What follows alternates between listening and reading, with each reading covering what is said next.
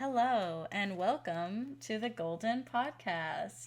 Today, I've got Camille Webre here, and this is our pilot podcast.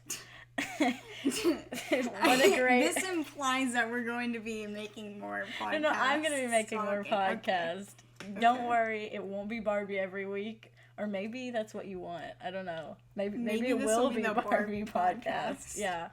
But I've got Camille Webre here, and I'm about to go off to college, so Camille had the bright idea, which is surprisingly her idea, you would think it'd be my idea, to watch all the Barbie movies, which we did. We just finished the last one. We grew up with them. Yeah. And, we were talking about how good they were and how big, they were in our lives. And then we were just we haven't seen them in so long now. Yeah, I mean, and then it was years. just why not relive the past before the next chapter. So we watched, there are 35. We watched 34 because we don't really count the Barbie Diaries because it's not even really just a Barbie. A mistake. We don't talk about it. We don't talk about that one.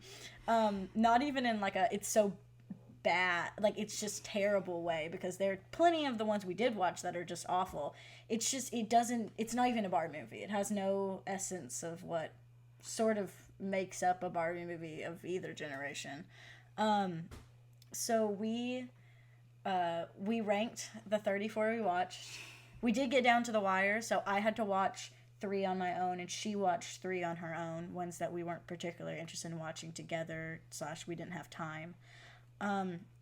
So we each have our list, so I think we're going to go through our individual rankings first, and then we're going to get down to it, talk about ones we hated, didn't really care for, ones we loved, things that are old expectations versus our, the way that we feel about them now, and everything. So, do you want to start out with your list? Sure. Okay. So my list is weird because half the time I took nostalgia into consideration. The other half of the time I was no. So it's a little bit the other half of the time we didn't grow up with these movies. Well, most of them we didn't. Only the first 8. Yeah, not a lot. Yeah. So because they went from making one every 1 to 2 years to making 2 a year. Yeah. So, we pretty much watched, we started off and we just kind of, went all around and we were doing, oldest and the newest and whatever. So, the oldest ones are definitely my favorite, and I think that's definitely nostalgia plays some part in that, but I think also they were just better, if only because they were more suited to my tastes of what you would see in a movie. The very modern type of setting and environment was just very not something that I'm interested in, and that's just my personal taste.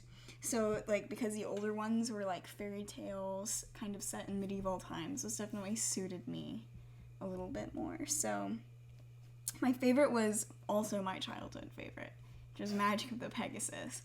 And I was kind of worried because I talked it up so much. And I did not like it as a kid because it terrified me. Yeah, and I was how could you not have liked it? Because it was so good. And I started talking it up. And I was just this is the best movie. Your mind is going to be blown. And then when we got to watching it, I was what if I, talk it up too much? And what if it's garbage? And then Ellis is yeah. What if it's the worst movie I've ever seen? Yeah. No, and it wasn't. I thought it was really good. I thought it had the strongest maybe not necessarily the strongest plot, but the strongest characters. It made up for it. Yeah. The plot was a pretty basic, pretty standard. Yeah, it's just you're going on a journey to find a few things to finish to save your quest. family. Go through your list first and then we'll talk about it. Okay. So Magic of the Pegasus was 1, then Princess and the Pauper, then Mermaidia, and then Swan Lake. And then 12 Dancing Princesses, Rapunzel, and surprisingly, Pearl Princess, which unexpected fifth. Yeah, right. And then Fairytopia, Christmas Carol, Mariposa 2, another unexpected Yeah. okay movie. Yeah, it And started then- out so bad. yeah, and then Magic of the Rainbow, Three Musketeers, Rock and Royals, Princess and the Pop Star. And then Diamond Castle, Nutcracker, Mermaid Tale, Mariposa, Dang, you got Diamond Castle low, Island fam. Princess, Princess Charm School, Pink Shoes, Ponytail, Spy Squad, Perfect Christmas. And then we're getting into the category of movies I just really hated, and that would be Fashion gosh. Fairy Tale, Secret Door, Starlight Adventure, Dolphin Magic, Fairy Secret, Princess Power, Mermaid Tale 2, which was just blatantly awful, and then Video Game Hero. All right.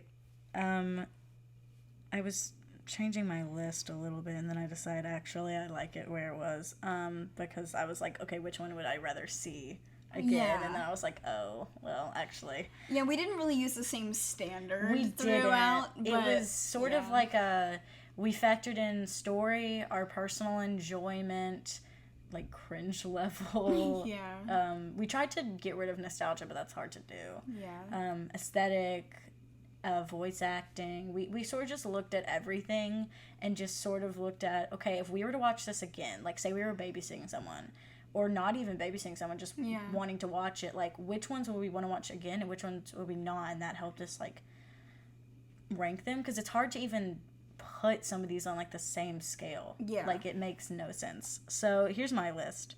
Barbie Princess and the Poppers, number 1. Then Magic of the Pegasus. Then Mermaidia, Rock and Royals, which is surprise. Fairytopia, 12 Dancing Princesses, Swan Lake, Rapunzel, Diamond Castle, Pearl Princess, Princess and the Pop Star, Magic of the Rainbow, Mariposa and the Fairy Princess, Mariposa, Island Princess, Nutcracker, A Mermaid Tale, Puppy Adventure, Spy Squad, Princess Charm School, Three Musketeers, Thumbelina, Pink Shoes, A Ponytail, I hate that name, I know. Starlight Adventure, Puppy Chase, Mermaid Tale 2, Dolphin Magic, Princess Power, The Secret Door, Fairy Secret, and Video Game Hero. I'd say everything Starlight Adventure and under is the ones that I was like, I want to kill myself like the Yeah. entire time. So let's get into it. Barbie Princess and the Popper was my favorite growing up. My mom can confirm I watched it every day for 2 years. God bless my mother's soul for not breaking the disc and being like, oops, it broke, Ellis. Yeah. Because I don't know how she did it. I went as them for Halloween 3 years in a row. I had all the dolls. It was like my favorite. And watching it, it seemed so short. Yeah. Like, don't get me wrong, it was amazing. But I remember the songs being so much longer. I remember Yeah, the everything. scenes being a lot longer and like more Yeah. complex, and then you're Yeah. watching, you're like, oh, I remember that being this long drawn out thing, and then it's just like, Yeah, I remember my start and heart end. like hurting and being like, I need this scene to end, and then it was like it was over. Yeah. And like now it's the like, blink of an eye. but it's still my number one favorite. And I tried to put nostalgia aside, and I almost put Magic of the Pegasus and Mermaidia above at different times, but it was the music that pulled me back in. Because if Magic of the Pegasus or Mermaidia had music to the caliber of Barbie Princess and the Pauper, there'd be no competing. But I'm a musical girl, and it just, I don't know, it wasn't just the fact that it had music. It was the fact that, like, the songs were good. Like, I still believe that it should be like a Broadway show, because I seriously think that some of the songs are like Broadway level. Like, all of them could be on Broadway, but some of them, the lyrics are actually really smart, and the composition, and they've got that Czech orchestra and stuff. It's like really good. But yeah, there wasn't really anything that I like was really cringing at or disliking or anything. It was like just a nice, enjoyable experience overall, and I was like smiling and getting excited the whole time, which is like what you want in a movie, you know. Yeah. I mean, unless it's like sad, but you still should be getting like a feeling of like excitement of like, this is so good, you know what I Yeah. mean? And I actually got that. Like, I genuinely, it's one of those movies that I feel like I would have enjoyed even if I didn't grow up with it. Yeah. Like, it was actually like a really good movie. not just on like a Barbie standard, but like just a standard in general. Yeah, and I think part of it is like when you're a kid, number one, the passage of time seems so much longer. Like every second is so much slower when you're younger because you've had so much like less life to compare it to. Yeah, we talked about that. And I feel like also you have a better attention span when you're younger, like compared to like, I know that sounds stupid, but I feel like maybe this is just like this generation thing. It takes less to impress you. Well, but I mean like in this generation, like we've gone to the point to where like we're so used to like having our attention be grabbed at every single moment to like keep our attention, because like, you know, I remember like reading books and like all of that stuff, and it like your focus was just so much better, whereas nowadays if I try to like sit down and really read a book, a lot of times I have to like kind of struggle through it. And I always think of like Laura Ingalls Wilder and stuff, and how I remember as a kid being like, how does she entertain herself all day? Yeah. Like, she's just got this doll. Yeah. And, like, the wide open prairie. And it's like, but things were, like, different back then. I hate to be like that. Yeah, but they were. Back in my day. But it's right, like... but it's true. That's just how it is. It's not necessarily a bad thing, because it's also making us need to invent more things at a quicker rate to entertain ourselves. But it's just different, you know?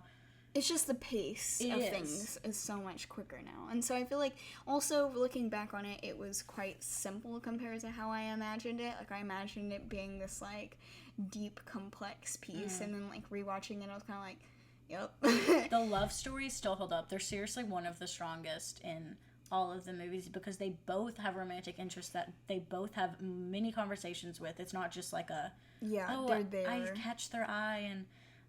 oh, yeah, we're, like, married now, you know?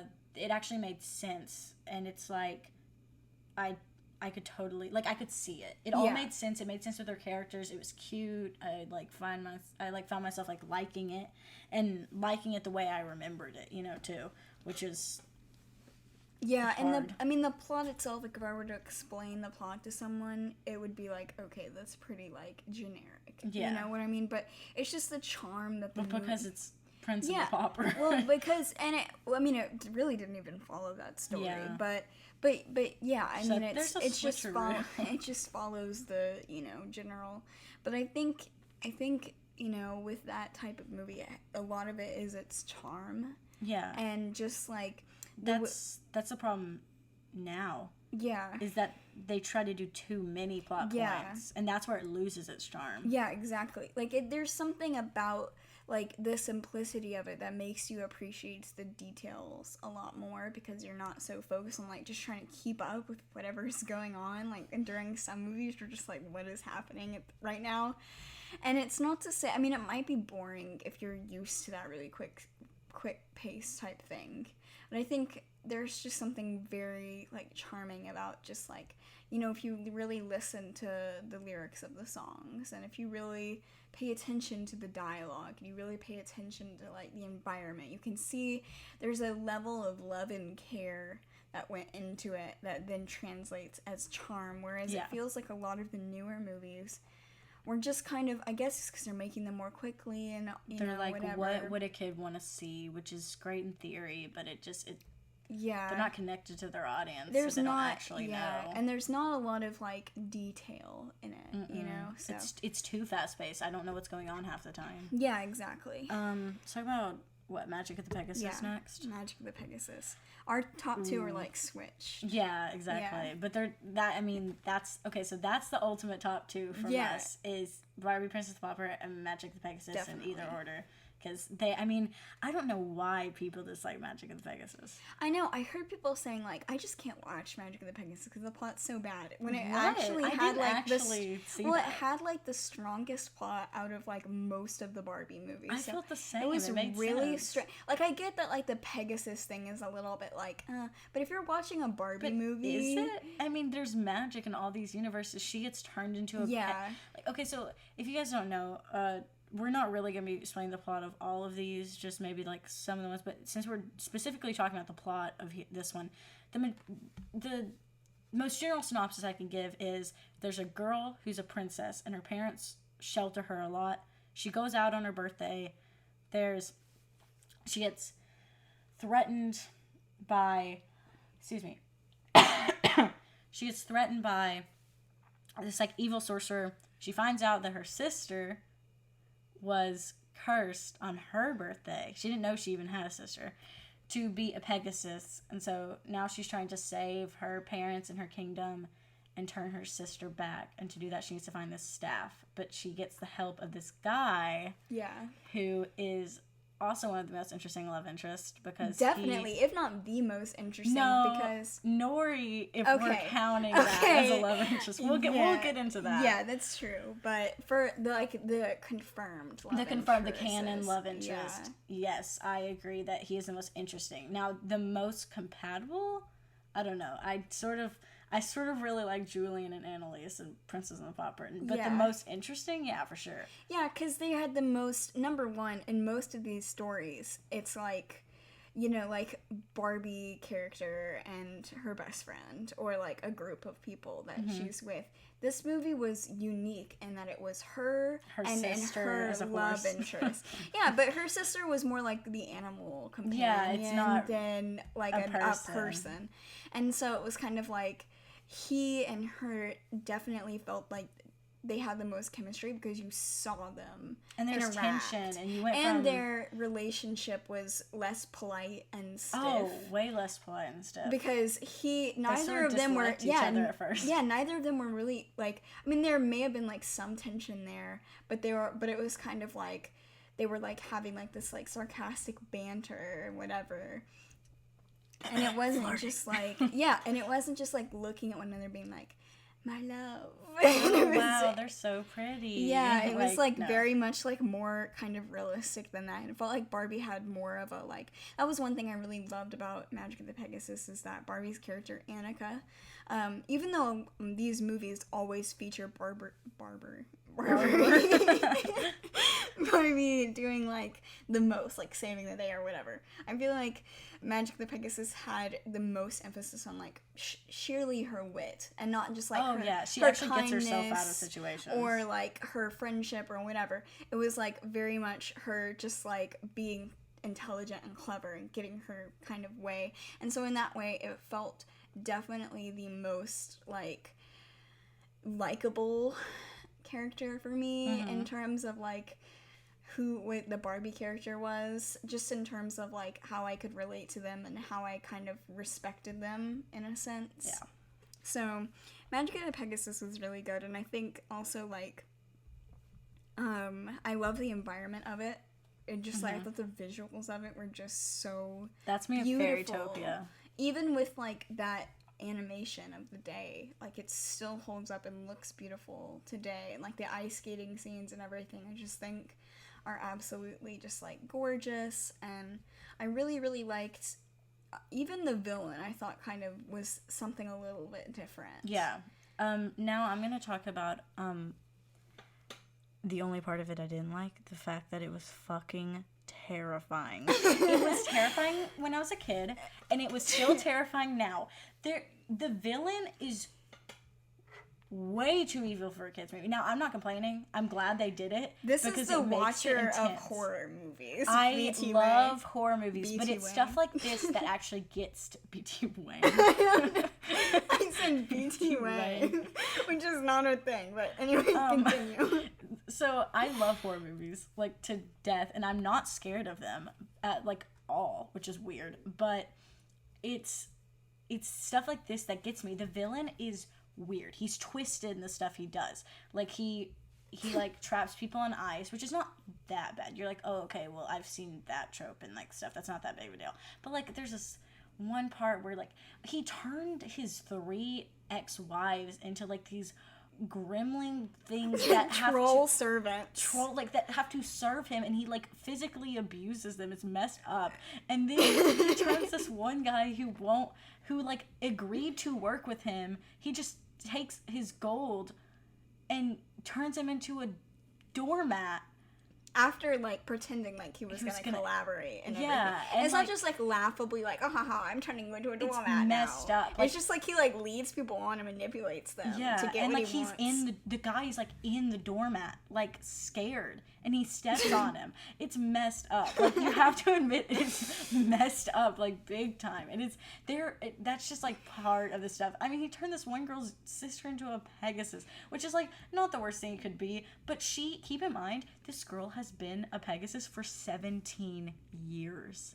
That's terrifying. Yeah, and I like that, again, you see the attention to detail in this movie, because you see how, like, it comes out later that the reason why Annika's parents were so overprotective was because on her birthday, the other sister was turned into a Pegasus and left them forever. Yeah, it's and like... so it kind of makes sense, because even though at first it kind of mirrors, like, the typical trope that you see where the teenager's like, I want to go out, and the parents are like, no, stay in.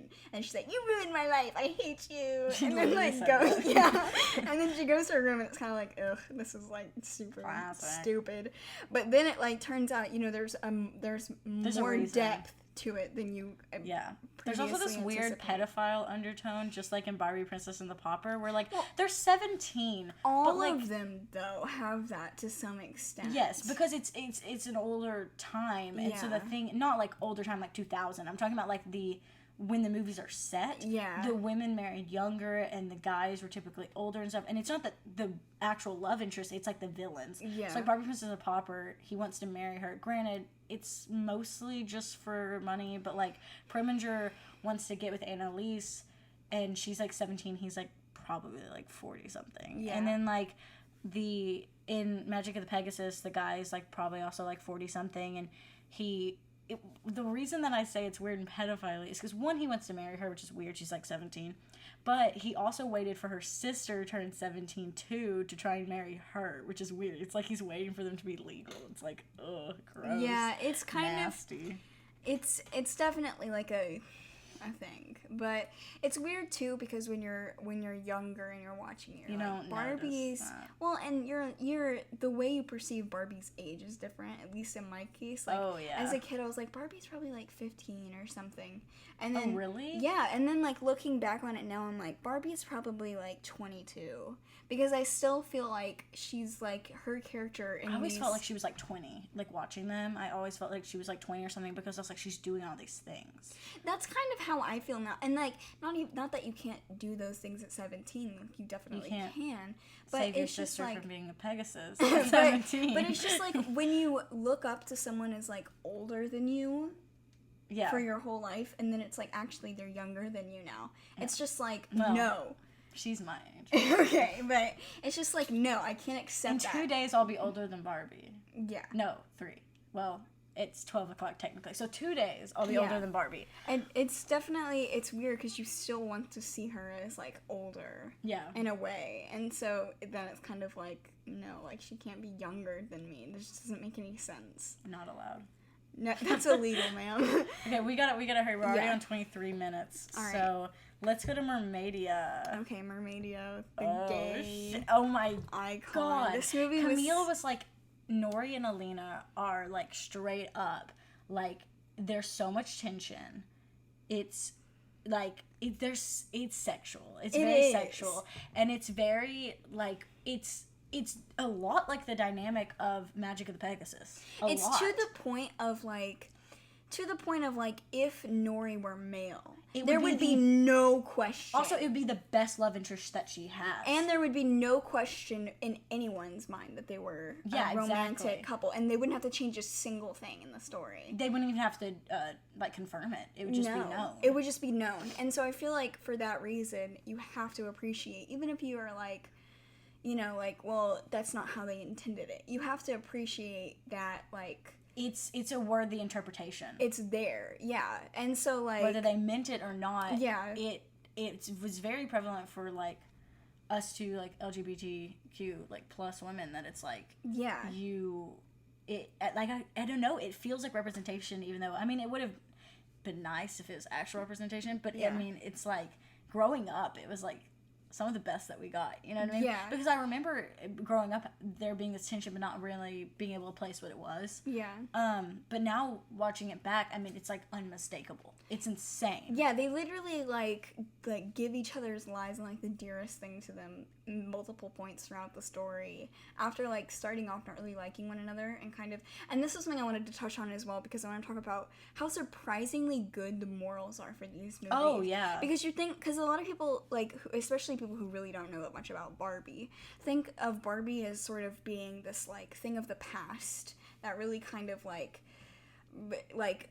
is not very good to women because of like the body standards, etc., whatever. But these movies, like, say whatever you will about that, you know, like these movies definitely had the continuous theme of like proving that like women can be strong, women can do just as much as men, blah blah blah blah blah. Oh, and I felt like in Mermaidia, they all have feminist messages. It's insane. It's awesome. And I felt like in Mermaidia, like for sure, one thing was that like when the movie started off, Nori and Alina were like competing for a male, but yeah, attention. Well, Alina wasn't, but it appeared that way, and they kind of had that like tension between them for that reason. But as it kind of went on, the underlying theme of the story was that like they realized that they didn't have to compete, and that it wasn't a competition, that not every person that you meet that's the same gender of you is someone you have to compete with. Yeah. Which is what girls are really taught, you know? Yeah. Like, they're really taught you have to compete with other girls to be the prettiest in the room or whatever. And I felt like the fact that they touched on that, knowing that their audience would be kids who are, you know, watching it and saying that, I feel like that was really, really special. So I really love that. Literally, if Nori hadn't been there, like, it would have been okay. It would have been fine, but it wouldn't have been good. But Nori's also, we have the biggest crush on Nori's like voice. Yes, and like I'm just in everything Nori in general. Nori. I'm just like. But whenever her voice actor's in a movie, it's just like instantly. Yeah, we're both like, that's Nori. That's Nori, because it's just, I don't know, it's this voice now. But yeah, it's like. Again, it's just sort of them. I mean, like, Bibble's there, but Bibble's the character, like, the animal sidekick, again. Yeah. So it's mostly just them the entire time. And so it again, it's this dynamic of the magic of the Pegasus with the combativeness and stuff. And seriously, if it was a guy, it'd be...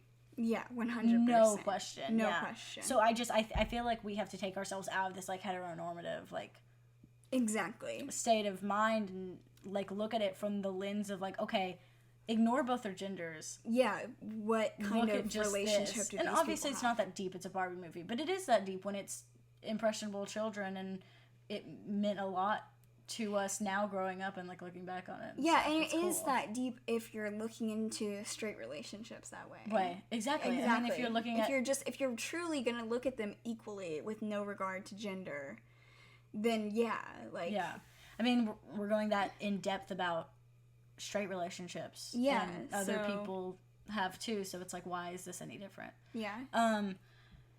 Okay, my next one was Rock and Royals. Can we talk about Rock and Royals? Oh my Lord. Can we talk about Rock and Royals? Rock and Royals was 13 on my list. Okay, Rock and Royals was number 4 on my list, which was the biggest surprise. Would I say it is... Now we're past the point of, I would just recommend this as a movie, not just like, my friends want to watch a Barbie movie. Yeah. I'm talking about recommending them as movies. Like, the 3 before, I could recommend as movies and not be like, it's, as we saw one reviewer be like, Shawshank Redemption. Like, they compared to Shawshank Redemption, trying to roast it. I'm like, they're not in the same... Yeah, and it was one of the worst Barbie movies, too. They're like... This is no Shawshank Redemption. Like, and you're like, who mentioned Shawshank Redemption? Really not. No one was trying to compare it to that. Anyway. But like, as just like a, hey, do you want to watch a kid-friendly movie that's like actually good? Here's 3 options. Okay, but now we're into like Barbie movies that are good. But really good still. So Rock and Royals is like, I did not expect it to be good. In the first like 5 minutes, I was very apprehensive. I started hating it. I was like, this is stupid. This is gonna suck. Both were like, oh god, what is this? This is the worst. Garbage. And then the first musical number was very, very camp rock. The entire thing is very camp rock. And it's very basically camp It's rock. basically camp rock.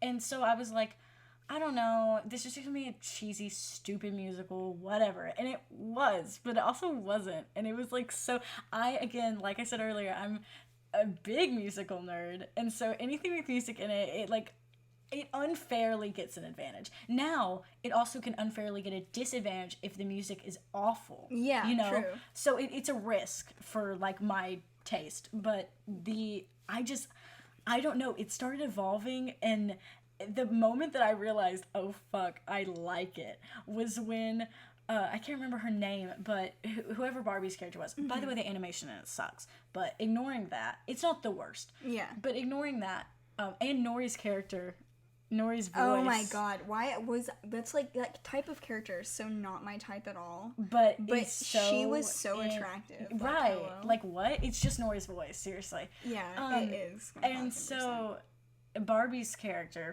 whatever her name was, she did this like solo where she didn't think anyone was listening or whatever, and then her friends come in on the guitars. They like sneak into the room and they start playing the instruments behind her because she's just playing by herself on the piano.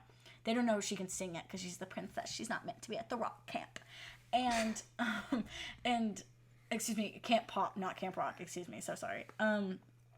And she hits this minor note in the song, like somewhere in the pre-chorus, and dude, I was like, I'm screwed. I'm in. Why do I like this? Why do I like this so much? And I thought, okay, and that was only the second song in the musical, surprisingly, even though it was pretty far in. It was only like the second song in the musical, but then it started picking up and they had more often like songs. And it was like, I was thinking, okay, well, maybe it's a fluke. Maybe just like one song's good. No.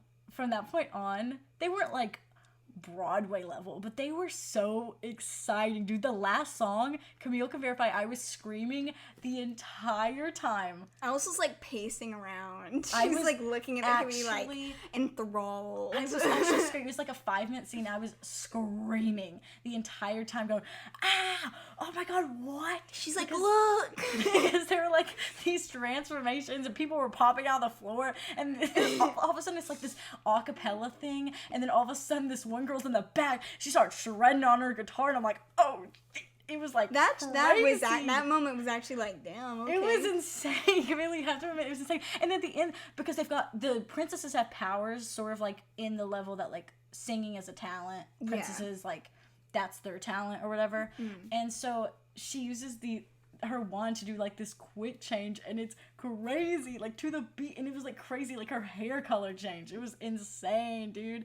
And like there was, I don't know, I just had a lot of fun. Like even the stupid, like sort of cringy parts were like still fun. They still entertained me. Yeah, I think the thing about Rock and Rolls for me was that like it seemed like the sort of thing that as a kid I could 100% see myself being obsessed with.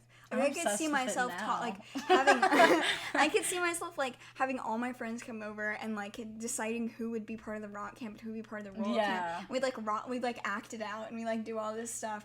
I wouldn't 1,000% think that would have happened had that movie come out. Oh my god. In my time. But I think, like, as a general, like, movie, like, was the plot that great? Were the characters that interesting?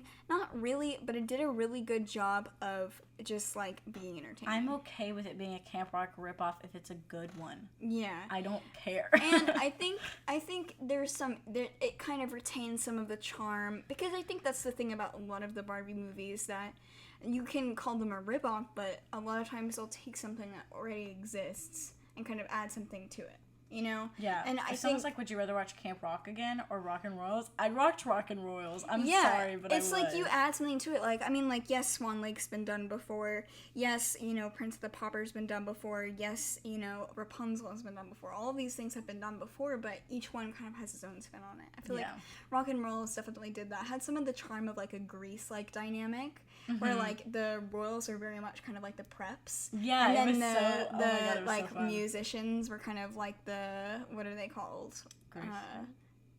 Greasers. Yeah, that's right. The name I was of like, the musical. no, it's called Grease, but it's not called. But I didn't remember. No, I know. I'm Greasers. just giving you grief. But Just giving you grief. Okay, but yeah, it Sorry. kind of retained some of that like elements to it, and it was interesting. It was just one of those things that it wasn't boring, and for that alone, you have to give it credit.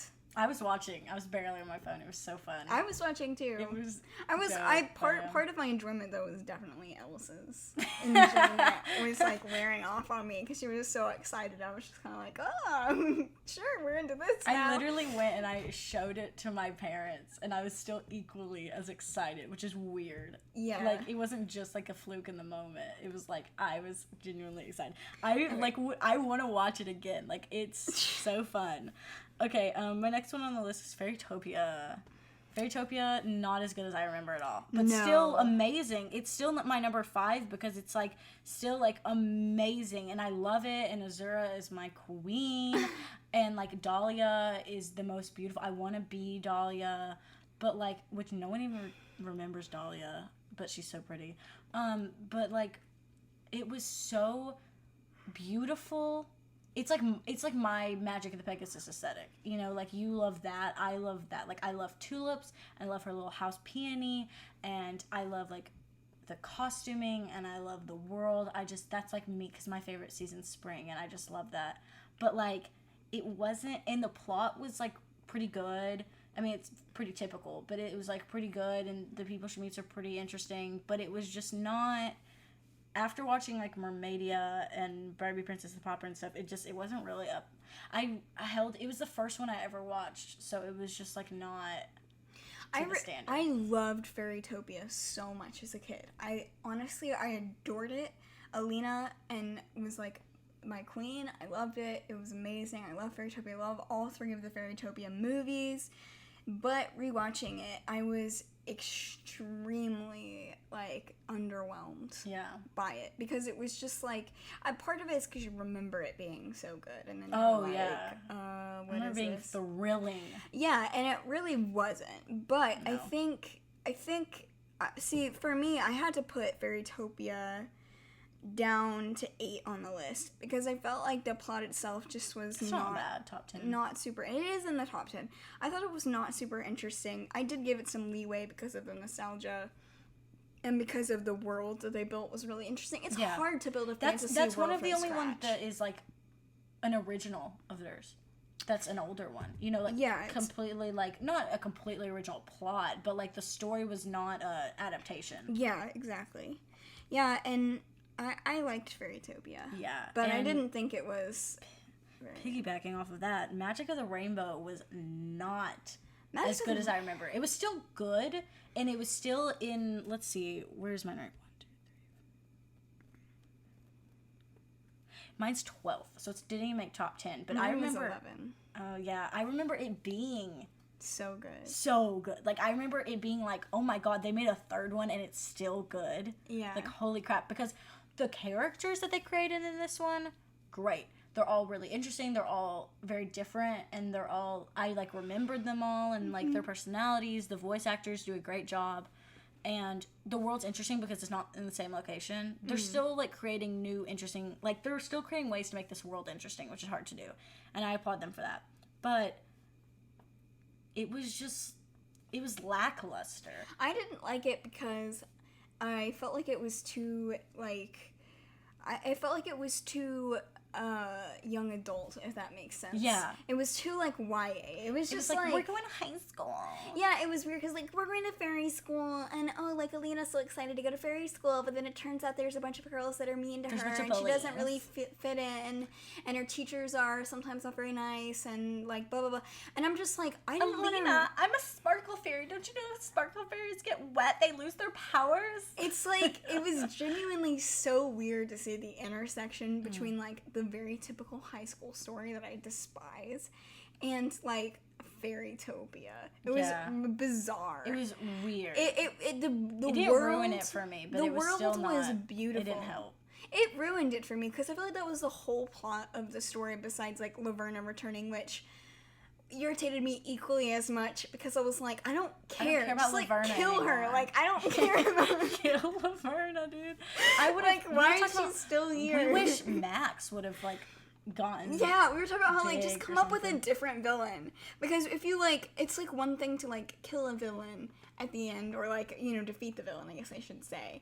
And then, like, the second one, okay, it comes back, you're stretching it, but you can do it in a way that's entertaining. Yeah. Third time around, they defeated the villain twice, and both times it's like, I'm eternally defeated now. And then they come back like, just kidding, I'm literally gonna try to do the exact same thing I did twice before. It's just frustrating. And I think it's because we watched them in such close proximity as well, that I was like, I'm tired of this shit.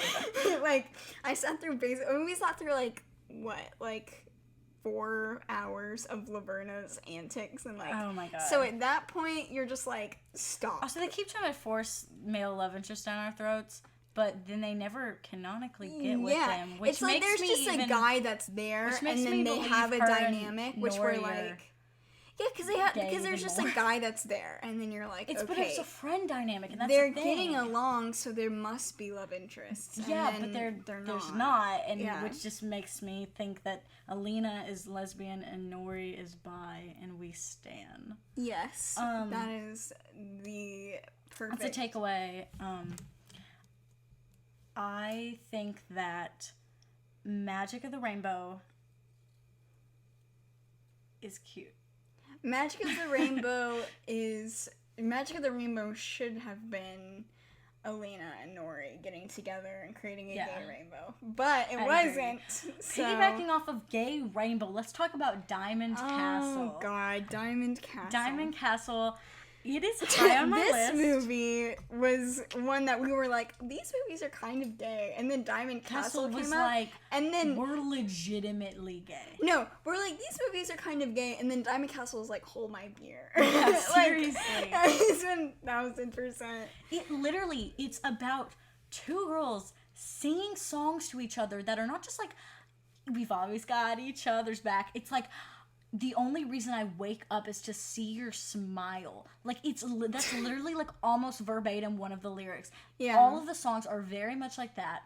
It's like, you're the only one for me. Yeah, they live alone together in a cottage, selling flowers and like From their garden, wheat yeah. from their garden, and they come across these two heart-shaped diamond stones and they put them on and they define it as a tie between them. That is called vows, ma'am. Yeah. It is so gay. And then there's these two guys that seem to be the male love interest, and we were like, please don't do this to them. Yeah.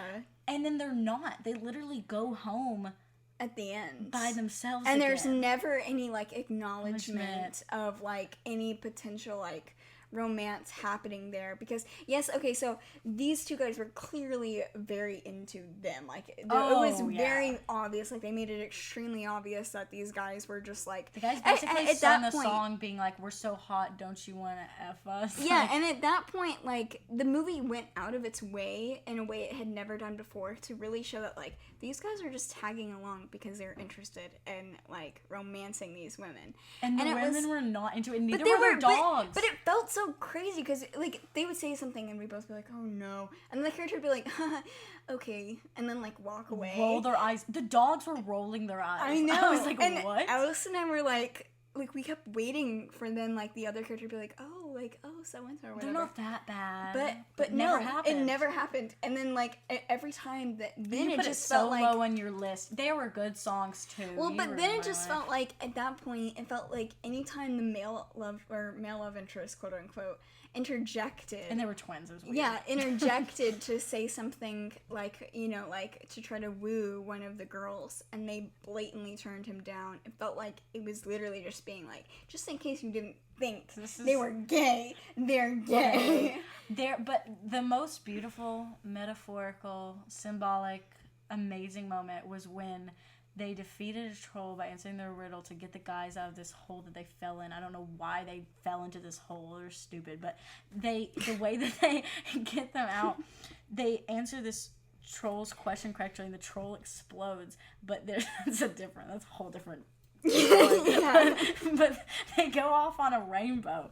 and literally they They're start like, walking. we'll meet up with you later. Yeah, they and start then walking flew. across this rainbow bridge, and then the rainbow bridge starts receding away from the guys so they can't get on it. It's like, this is literally gay. That Like, was what? the best moment That ever. was the best That was the moment. moment we both looked at one another to see if the other was watching watching it. And it. we were like, they literally are like running away from the men who are On a interested in the rainbow bridge. rainbow.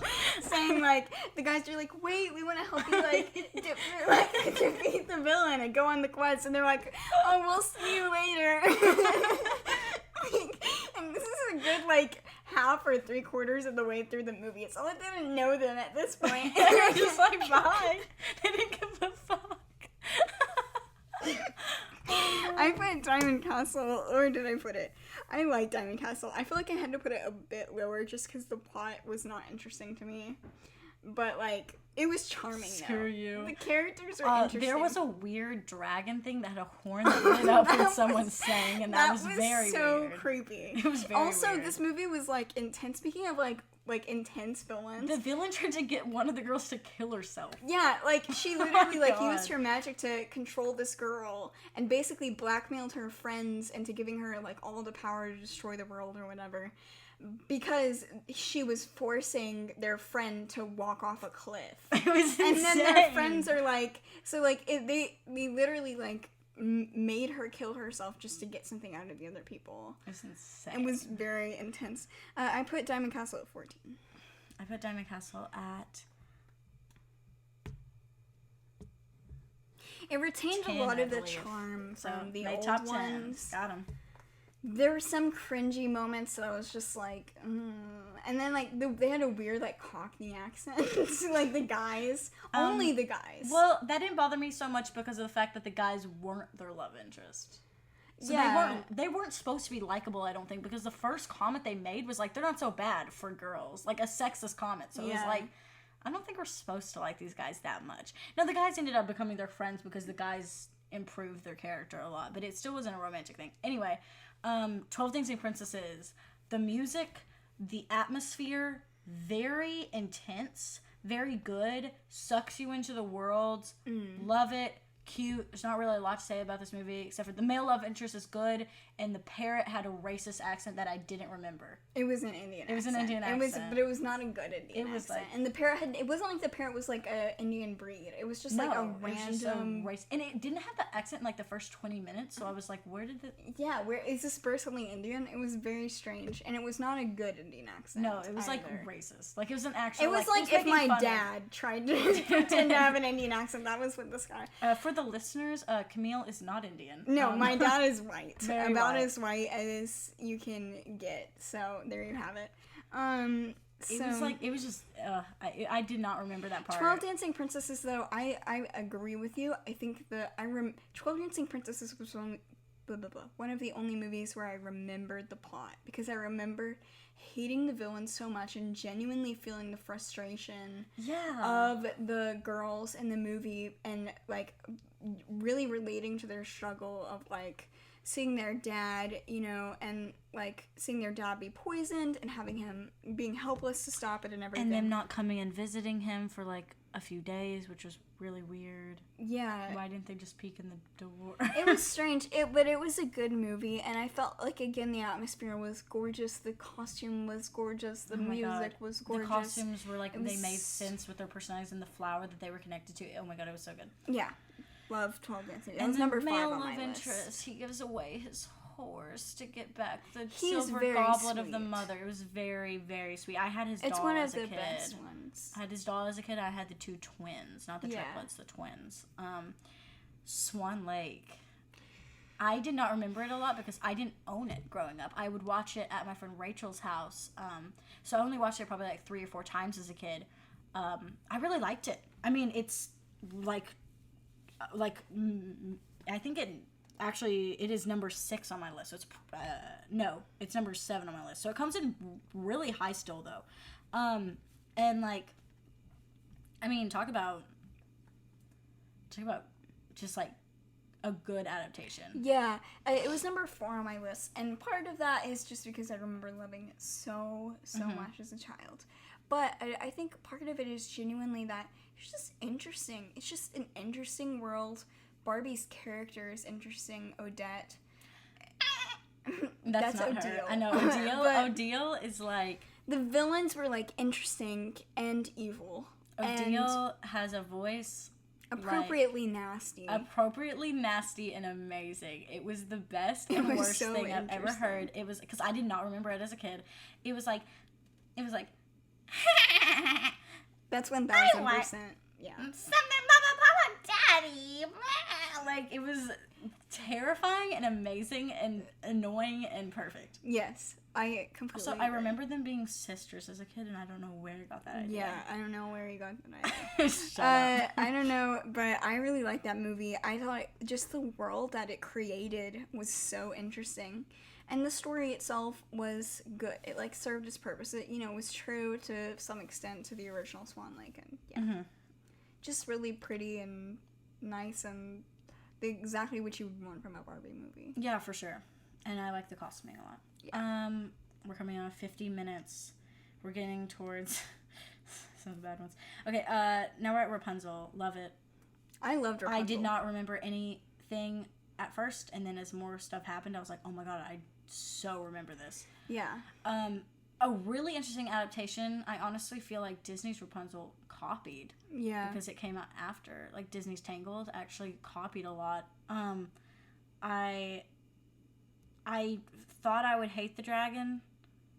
I didn't, which was surprising. I thought the dynamic between the dragon that was like the young purple one that was Barbie's friend and her father was very interesting and was one of my favorite things about the movie, because it starts off and he's like, you know, you're not like a real dragon, like you can't breathe fire, you can't do this, blah blah blah, and you know, like the dragon's obviously really sad and she goes off, and then later in the movie you have this like redemption arc where the father then like comes realizes to realize that her other qualities are more important to what they need at the time. Yeah, and he ends up being like, you know what, like you can, like he ends up admitting that there's a lot of stuff that he didn't appreciate, and then like supporting her throughout the movie, and then at the end it's like the dragon's like, I can't do it, and then her dad's like, no, you can, because you're a mighty dragon. It's just like, yes, queen, amazing. Yeah, I thought she was gonna be like Tika from the Island Princess. Let's transition to that.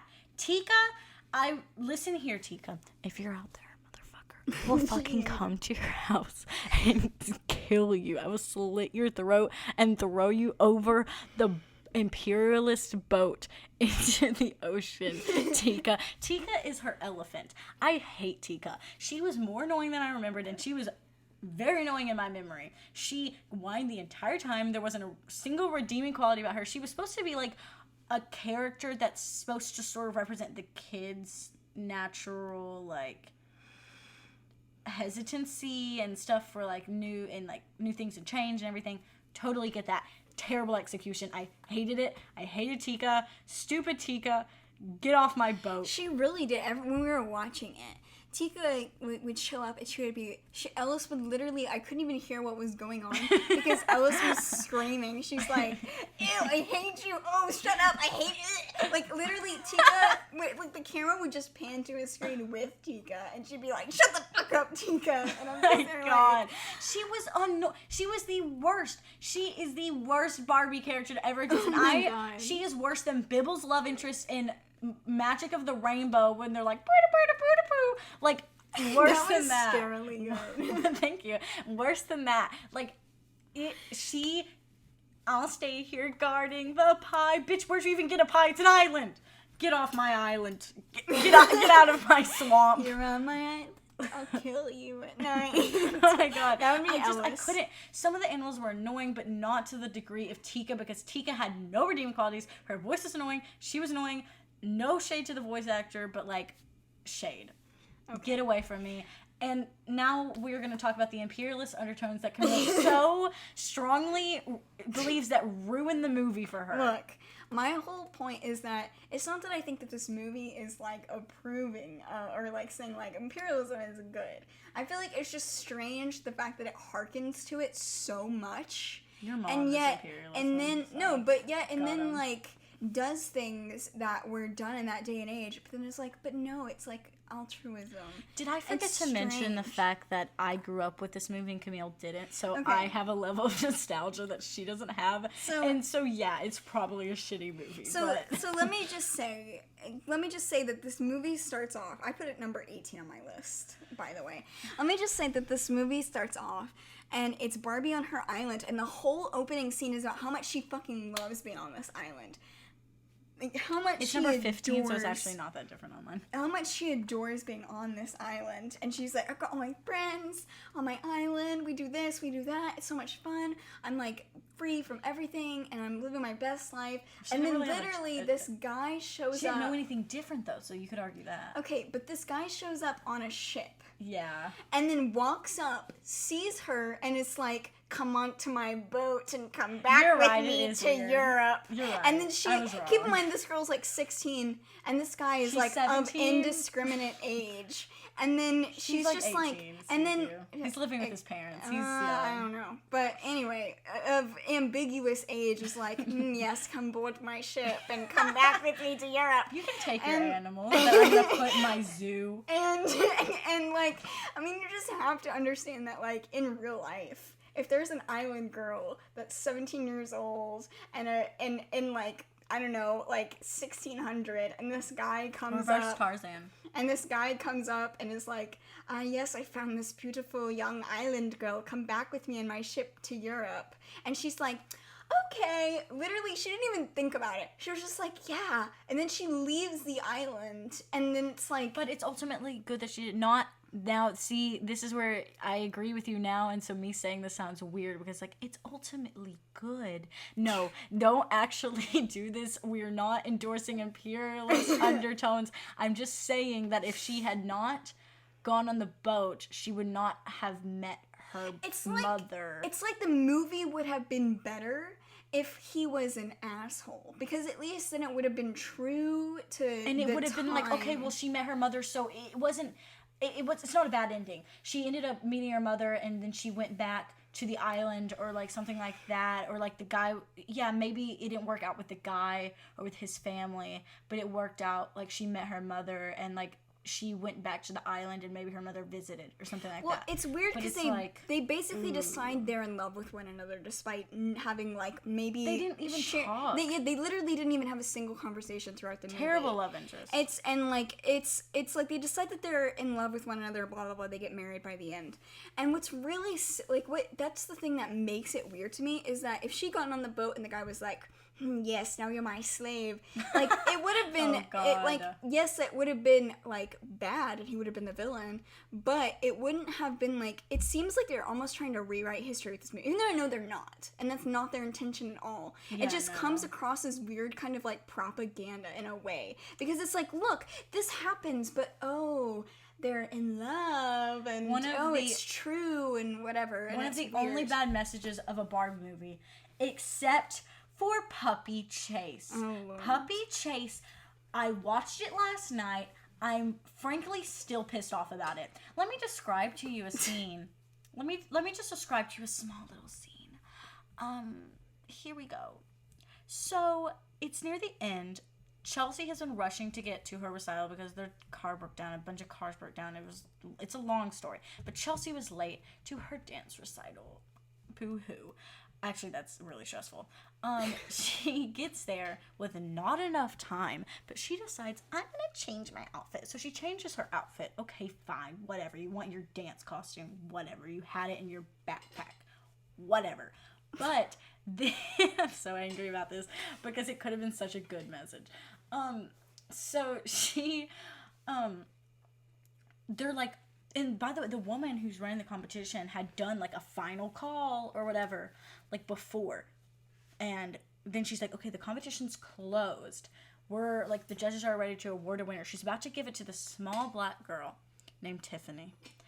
And Chelsea comes up and she's like, wait, like I'm here. And she's like, I'm sorry, but like the competition's closed. Okay, great, cool. Yeah, that's how it works. And then, but then Chelsea and their puppies, I forgot to mention there's puppies, are like giving her pleading eyes. And so Tiffany talks to the woman. She's like, and they basically decide like we should give her the chance to compete. which is nice. I mean, it's a little kid, like, of course. Tiffany's the same age, too. But they're like little kids. Sure, give her the chance to compete. So she competes, and she falls like 10 times. But then she gets up and she changes the song, and then it ends up accidentally, there are 3 dancing ponies, 4 puppies, 1 dog, and her 3 sisters also on stage with her dancing, doing this dance that honestly isn't as impressive as Tiffany's tap dance and then she had tap dance clickers on her hand, and then she did a handstand tap dance. It was very impressive. Good job, Tiffany. I'm proud of you. Poor Tiffany. So they're up there. Their time is way over. It's awful. The judges, I'm 99.9% sure Chelsea is disqualified. That was not allowed. But she still, like, it doesn't matter, because the whole thing that Barbie was telling her earlier is it doesn't really matter if you win or lose, you know? Right. And so I was like 99.9% sure she's not going to win. She wins the goddamn competition. Tiffany is okay with it. Tiffany actually is, like, encourages it, which just Tiffany's too pure. And Tiffany's holding out the trophy for Chelsea, and it's like, take it, like, you know, like, I want you to have this. And Chelsea hesitates, and then she takes it. She didn't even, like, be like, no, I'll just, like, beat you at the next one. Tiffany has to say that. Tiffany, you beat her. Fair and square, Tiffany. Tiffany, fan club for Tiffany. Yeah. Fan club for Tiffany, which is also the name of the dog's mom, and another one. Just weird that they're running out of... Why are they running out of names? There's a billion names. I know. They reuse names in Transition Time, The Secret Door, which we watched tonight, which was terrible. It was my 3rd least favorite. I wanted to die. It was awful. I don't even want to talk about it. I hated it. The music was awful. The characters were terrible. The environment was overcrowded. And they reused the names Alexa and Nori. And I'm like, there are so many names. Please stop. That's all I have to say about The Secret Door. Secret Door was 26 on my list. It was... You put it that high? Well, no. I mean... It was, there were only 1, 2, 3, 4, 5, 6 ones beneath it. But I felt like Secret Door was strange. It was weird. I didn't really follow what was going on because I got bored and I stopped watching for the most part. I'm not sure it was too complex, but it was just incredibly boring. Like, the intro to the movie lasted, like, I think way too long. The, like... fantasy intro, middle, and end of the movie did not blend well together, and also the characters were just not interesting. The only one interesting was the villain, who was different because it was like a very young, like, bratty girl, which we don't really see very often. Not Barbie, no. The villain's very mature, typically, and so that was interesting to have, like, a different villain, but for the most part, the environment was not my cup of tea. The characters, not my cup of tea. I felt like it was lackluster story-wise. There was really nothing drawing me in. Okay, I think we're going to start going to a speed round. Which ones have we not talked about that you don't want to speed round? I want to talk about Pearl Princess. Okay. Pearl Princess is very high on both of ours. It is my number 11, I believe. It is a newer one. I did not like it in the beginning, just like Rock and Royals. I was like, this is probably going to be stupid. Especially because her seahorse, she put her in Marie Antoinette hair, and it was terrifying. In a little dress. It was very weird. But it was, honestly, it was good. It was so good. I had so much fun. It's above a lot of classics. It's above Magic of the Rainbow. It's above Mariposa. It's above Island Princess. It's above Nutcracker. It's above a lot for me. It was genuinely so enjoyable. Not her male love interest, but her cousin in it had the cutest little, like, storyline with him and her friend, where it was just the saddest thing because his father was so mean to him. And then it was so cute. I can't even talk. Yeah. It was just so cute.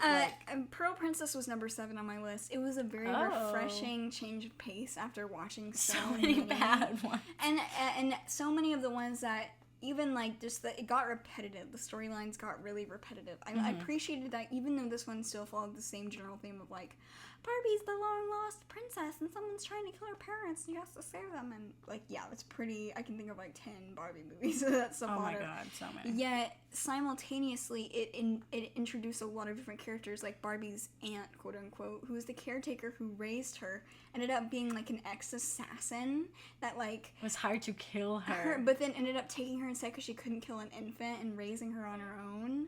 And then it was like it was just like very interesting. There were things about that movie that just really charmed you, and the environment was gorgeous. It felt like one of the only newer movies where you could really tell how much detail they put into the environment. Yeah, they weren't just like, let's throw some neon stuff out here. Yeah, or like the fucking weird thing that Princess Power was. Let's not even talk about that. And they took their time, unlike the other ones. They weren't rushing everywhere. She took her time because she was like new. She had never like went out of the house, and so she was like, she took her time like in like the hair salon. But it was cool, and it established these new characters that played significance. You know what I mean?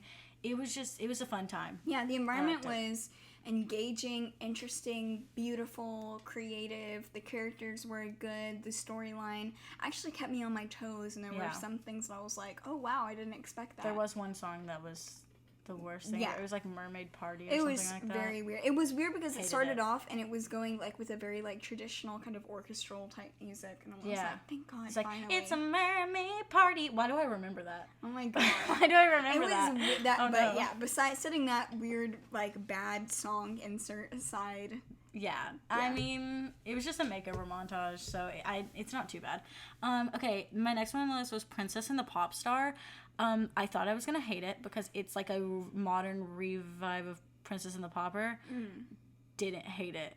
Actually enjoyed it. Not a great movie, but we're past the territory of great movies, and we're into just movies I enjoyed, and it was very fun. It definitely could use some like editing here or there, but it was like overall like surprisingly fun. It was just that the main characters were interesting enough and the story was interesting enough to and Barbie was mischievous and not just a goody two shoes in it. It was very interesting. It was, I think the plot about it, like the overarching plot is not what was interesting about it at all. It was just that it created a world and characters that was interesting enough to entice you and make you care about them, make you want to watch the movie.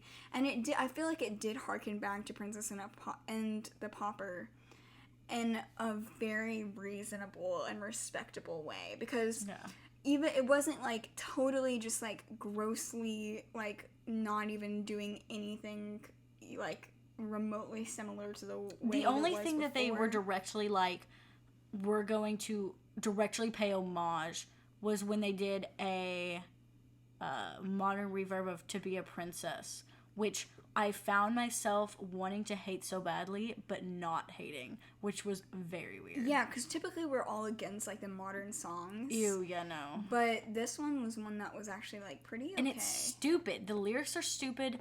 The tune is stupid, but it was fun, and I liked it, and I could see myself liking it as a kid. That was the thing about it, is that it was just fun. It wasn't necessarily particularly intriguing or anything, or different or unique. It was just fun. It was just a good movie. Yeah.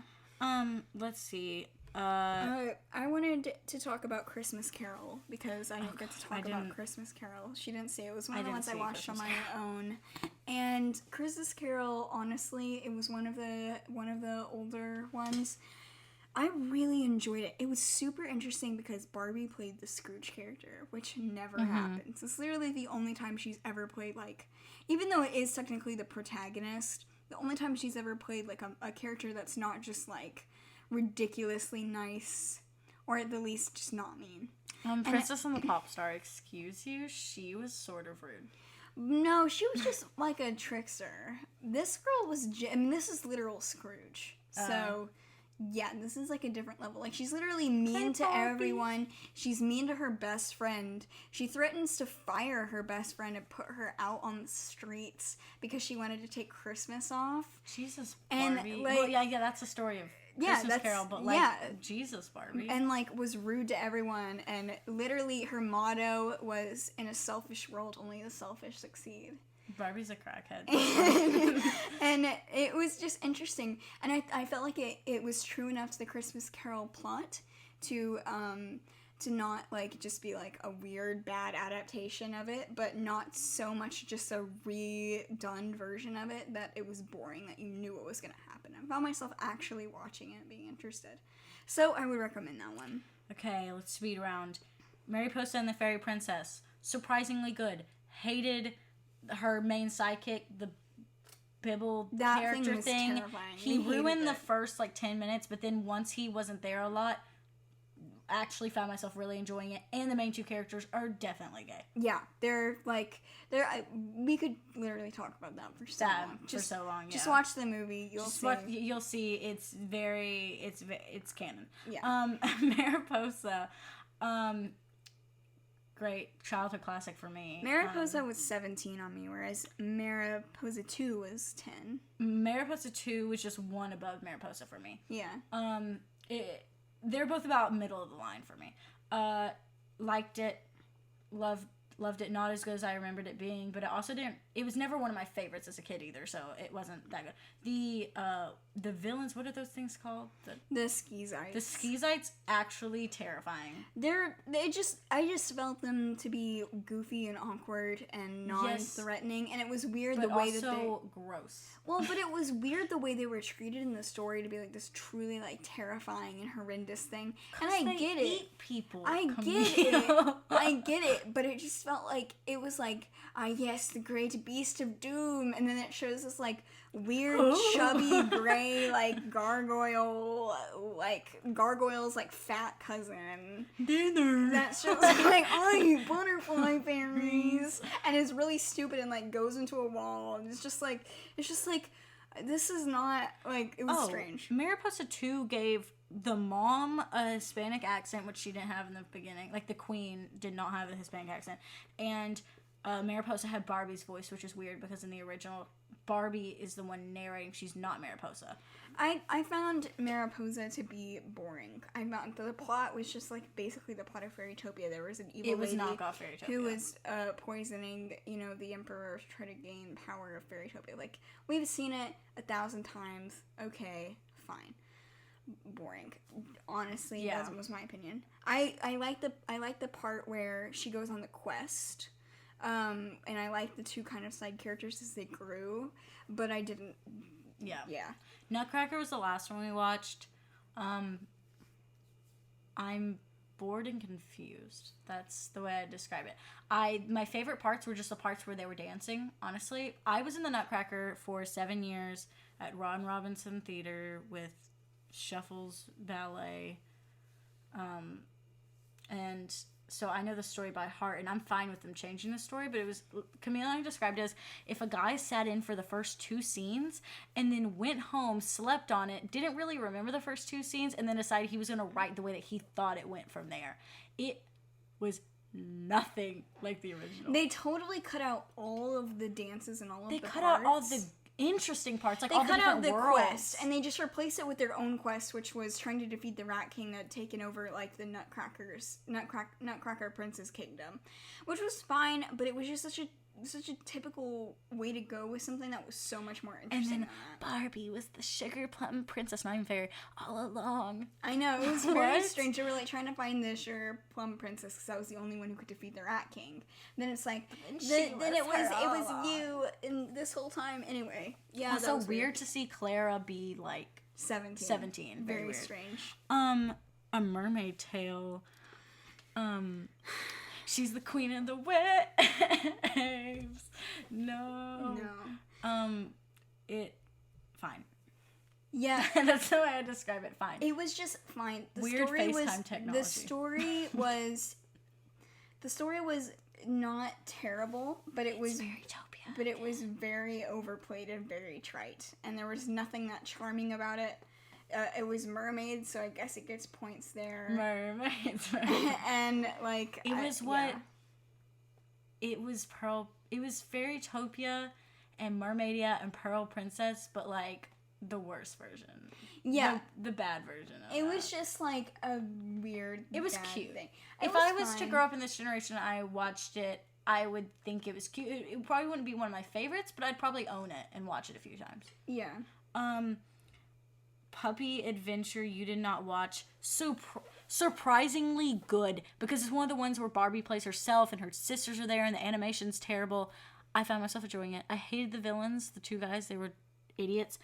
I liked the thing, and I liked the Barbie lore because I'm actually sadly obsessed with Barbie, and I know like all of her lore, so it was nice to see them actually like get her lore correct with her growing up in Willows and everything. So it was just fun, and I liked the messages of it, and I liked that it was actually sort of, there were parts of it that weren't accurate, but there were parts of it that were surprisingly accurate. Like at one point it took them like a week to figure out this clue, which is, they could have just done the entire thing in a day, and it would have been like, okay, but how did it take the town forever to figure this out, which you guys figured out in a day? You know what I mean?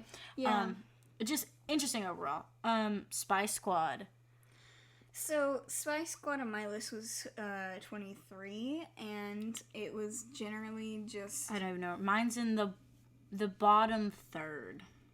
Yeah, Spy Squad was just fine, Cute. honestly. It was cute, yeah. There were parts of it that I was surprised by. Like, the choreography was very fun and intense, and I liked.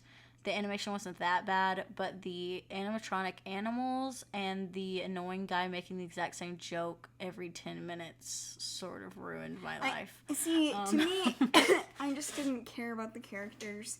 I thought the story was, like, overplayed and kind of trite. I honestly don't remember a lot, which says something. Yeah, and I just felt no real emotional attachment to it, but I could appreciate it for just being an interesting kind of world, secret agents, had interesting, like, costume designs and some interesting characters and some kind of action-y scenes, and I could see myself as a kid enjoying it, so yeah. Princess Charm School, She here's hated what I it. think. I did not hate it. I hated aspects of it. I hated the opening. Looks like it's from a crappy 2000s video game. The music was the worst music I've ever heard. It was like... It was She so didn't see bad. Perfect Christmas. I did not, so maybe that was worse. But it was so bad, and there was a moment where all the guys at the end of this stupid song struck a pose, and it was the worst thing I've ever seen, and I don't want to talk about it anymore. It was weird. It was a weird intersection between modern and old. And it didn't know what it wanted to be, and there were parts of it that I really liked, and there were parts of it that I really hated. Yeah, and so I agreed. don't know anymore. Agreed. That's one of those very polarizing movies because on the one hand, parts of it were like actually good and interesting. On the other hand, parts of it where you're just sitting there like, how can I seriously be sitting there and I'm watching sorry. this? I'm looking at my notes and I wrote Three Musketeers. Oh my God. Three Musketeers. I like Three Musketeers more than she did. I put Three Musketeers as 13. Mine was very low. I didn't like it. I found it extremely boring. I didn't find the love interest very interesting. I didn't find it had such an opportunity for a feminist message, and I felt like it was just very like lackluster. And I don't know. I just didn't really like it that much. My favorite part of watching it was me saying something like, I don't care, and then I was thinking, and Camille said that you broke your elbow, and that made me laugh hysterically, and then this guy, we were laughing about how people in Barbie movies will get hurt, and they'll act like it's not a big deal, but it would literally kill someone. So this guy, like, I can't remember how, but he landed in a position that it probably would have broken his knees. And so I said that he, like, broke both of his kneecaps. And then I said, I don't care that you broke your leg bow. Which I guess because the kneecaps, like, the elbows of the leg. Yeah. And it's just not even funny. But I would randomly go... leg bow, and we like giggle to ourselves, and that was like my favorite part of that movie was just saying, I don't care that you broke your leg bow. You know what? I think cause there was one part of the movie where one of the characters was like, you know what? I'm just gonna say it, and then there was this pause, and so then I said, I don't care that you broke your elbow, and then I said I'm just gonna say it, like, and I was gonna say like an unpopular opinion about it, and you said I don't care that you broke your elbow. I felt like that movie was good. I liked it. Weird in French interjections. It couldn't decide where it was. It was in Paris. It didn't look like Paris. They used Danish currency for some reason. They used Speaking krones. of which, a ponytail. Where was that? Oh my god. Where was the setting? And a ponytail was like, I guess it was Switzerland because it was like alpine in the mountains and it looked like Switzerland. The But then school everyone was called Mountain But then School. everyone either had a French or English accent. Like both. Like you never have like just one. Like no, there's like half characters had like British accents, the other half had like French accents. And Camille and I like speak French, so one of the schools was literally called like in French like the Mountain School. Yeah, and it we were wasn't even dying. the, It which was is Mountain School. very incorrect because in French you Always. always put an article before Yeah. a noun, and so it was the fact that it was just called Mountain Mountain School. School Was just was like, so funny though. it was just like We just kept every single strange. time they said it, we were like Mountain Everything in that School. movie was really weird. Um, I put that in like my fine movie category, towards the bottom, but Mine is in my bottom third, but it's still not. It's the movie right before I started getting pissed off. it's like semi-enjoyable still, Yeah. even though it's not like genius. Thumbelina, yeah. I watched it. She didn't. Cute. Would I watch it again? Definitely not. That's pretty much all I have to say about that. It was surprisingly the main like girl, not Barbie's character, but the main girl was like an a-hole. It was pretty messed up, but it was like. So I give them props for like being bold about that, but I just don't think that the storyline was good enough for it to pay off. There was like an environmental message I liked. That was pretty much it. Pink Shoes. We just watched that tonight. It's 21 for me. That's again in my bottom third. I'm confused. I'm not bored and confused like I was in which one did I say I was bored and confused in? All of them? No, I'm just kidding. You were bored and confused in Nutcracker. Nutcracker. Okay, so two dance things. I'm not bored, but I'm confused. Pink Shoes couldn't decide what it was. Pink It was Shoes just weird. It was all over the place. I appreciated what it was trying was to a do. magical take on the story of Giselle, some snow queen, I don't know what she's from, and Swan Lake, and I don't know what.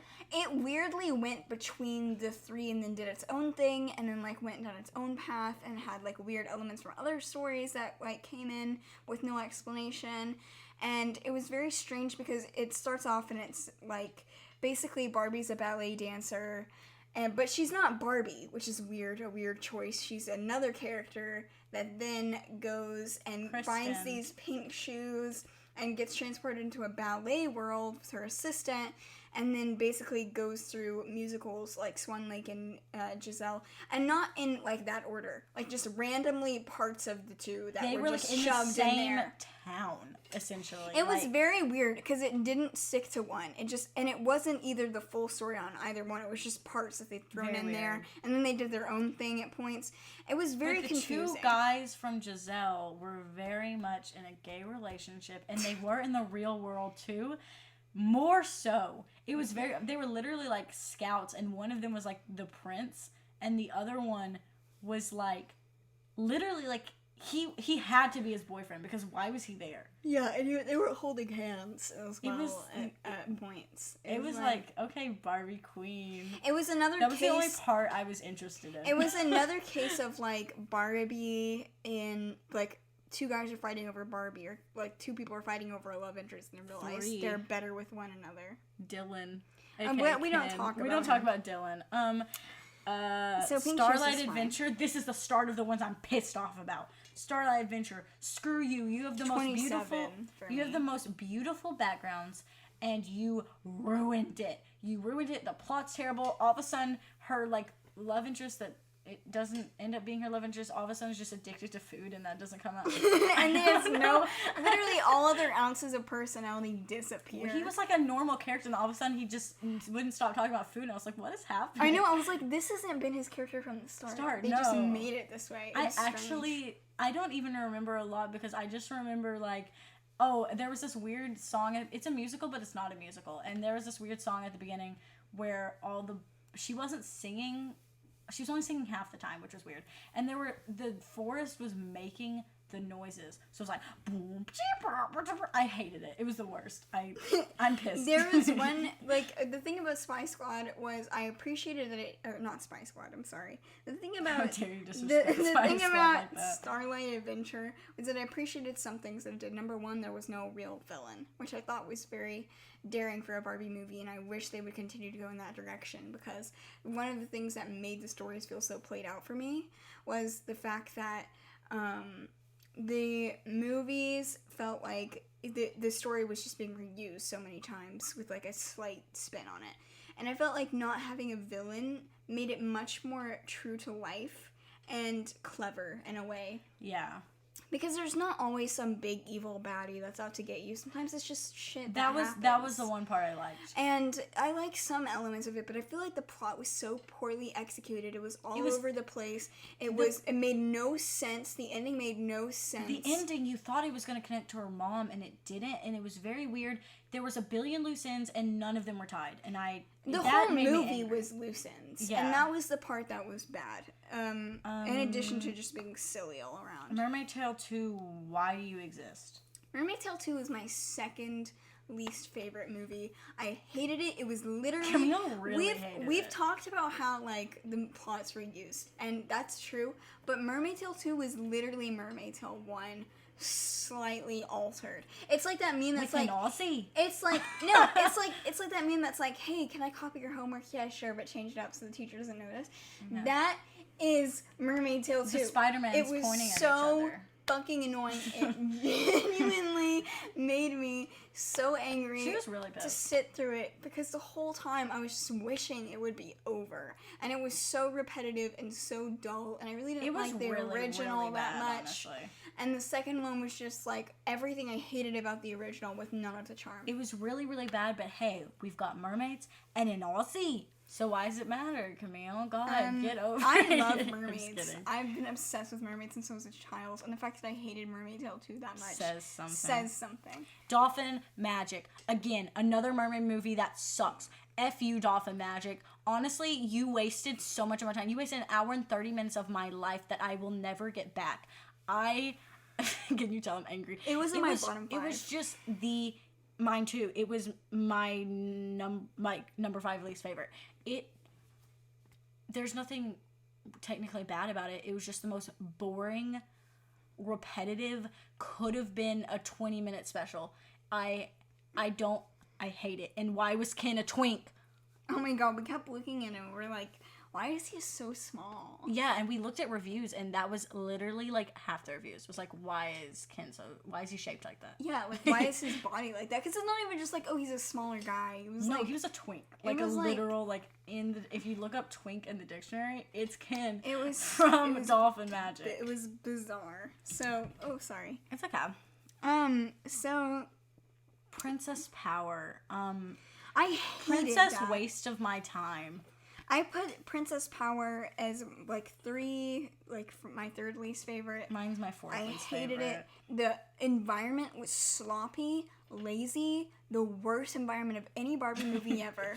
The part of the volcano out of nowhere. It really was the worst environment, not because it was like overcrowded or not thought out. It was because of the fact that there was nothing. It looked like... It was barren. There was no texture. It was strange because it looked like it had been made on like a play set. There was no... They made it using World Edit in Minecraft. They made it in like Unity. Like, it was so... They made it with in Roblox. No, it was genuinely, you don't even get it until you watch the movie. The cars were like cardboard husks with wheels. Literally, no, like, not kidding.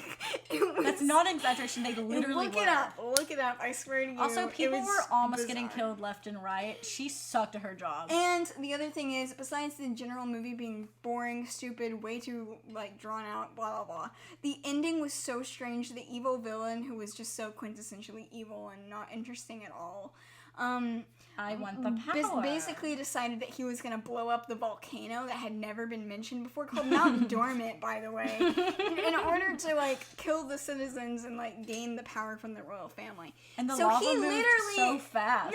No, he literally went to the volcano and was like, erupt, and then the volcano.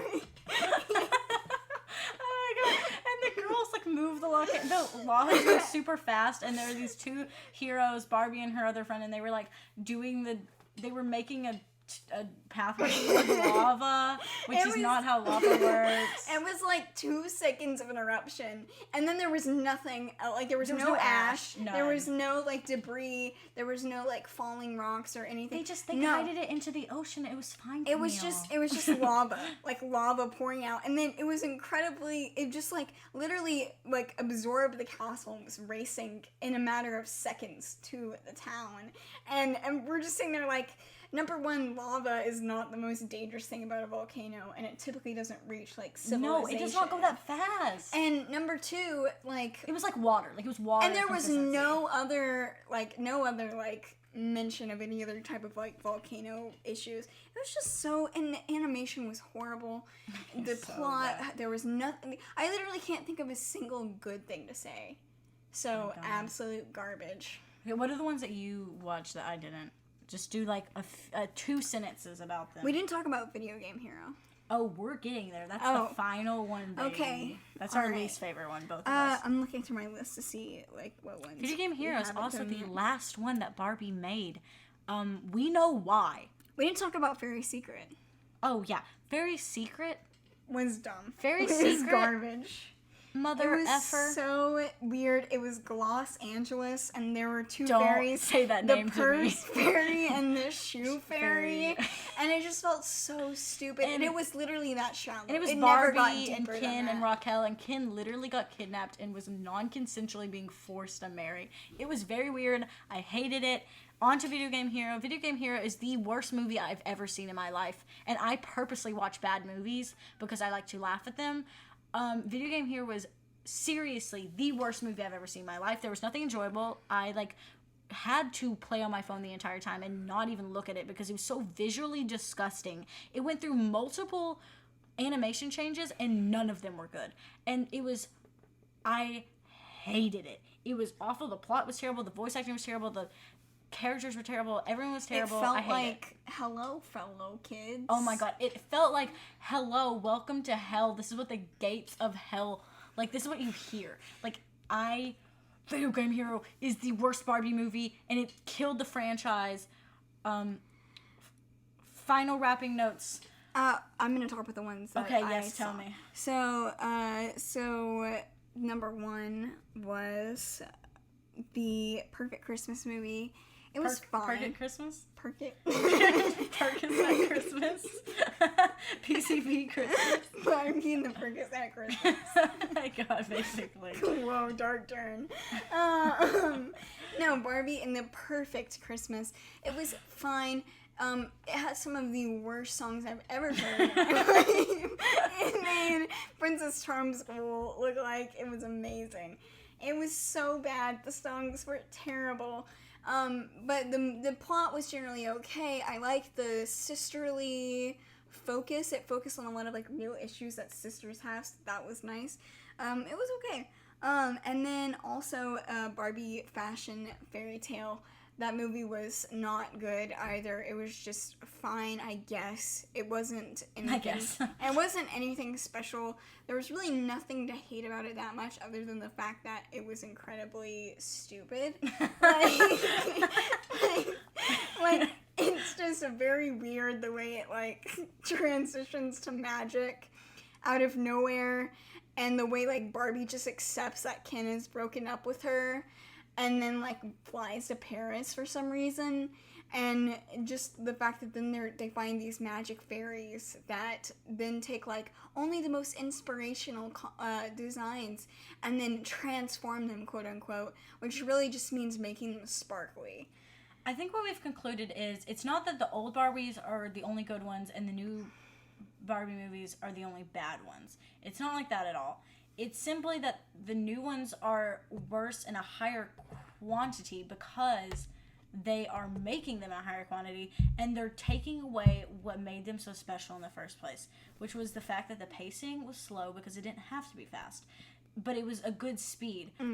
There was originality. They didn't just pump it out like for the products. They actually did it because they had an interesting story to tell. You could tell that there was a lot of love and care in them. The animation style was cartoony, but not super cartoony. It was made to look like the doll, which was the whole point in the first place. So they really need to bring that back.